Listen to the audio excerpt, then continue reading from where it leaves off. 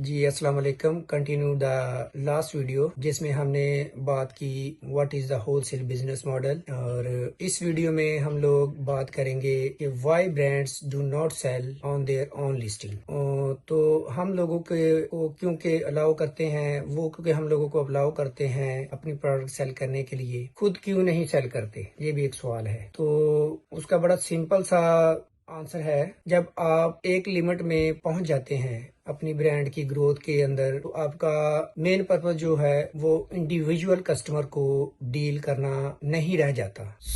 Short example, जिस तरह से हम लोगों ने लास्ट वीडियो के अंदर देखा नेस्ले की एग्जांपल को, अब लेस से अगर हम कस्टमर की बात करें तो there are millions of customer को डील करने के लिए डेली के हिसाब से एक बहुत बड़ा रिसोर्स स्टाफ चाहिए। ब्रांड इतना बड़ा रिसोर्स स्टाफ नहीं मैनेज कर सकता। ब्रांड एक स्टेप लेता है, एक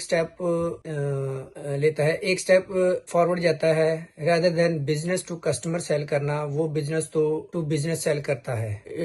इसमें इजीली ये मैं कह सकता हूँ कि वो कस्टमर को डील करने के बजाय बिजनेस टू बिजनेस को प्रेफर करना शुरू करता है। इसको मैं आपको एग्जाम्पल के साथ समझाता हूँ। लेट्स से एक जगह आपने प्रोडक्ट सेल करना है, वहां पे 1000 कस्टमर हैं आपके। अब 1000 कस्टमर को डील करने के लिए आपको एक वीक चाहिए। अब इजी वे ये है कि आप 1000 कस्टमर्स को इंडिविजुअली डील करने के आप 10 लोगों को असाइन कर देते हैं और उन लोगों को अपना प्रोडक्ट सस्ता देते हैं, और आप खुद अपने कस्टमर को इंक्रीज करने की तरफ देखना शुरू कर देते हैं। जब वो 10 बंदे जिनको आपने ऑथराइजेशन दी हुई है, वो आपके बिहाफ पे उन 1000 ऑफ कस्टमर्स को डील करना शुरू कर देते हैं। This how the wholesale business model works and this how the brand business model works. So I hope कि आप लोगों को इस चीज की क्लैरिटी मिल गई होगी। For the sake of expansion in products line and sales, brand has to let others authorise seller on their listing और देयर स्टोर। तो अब आपको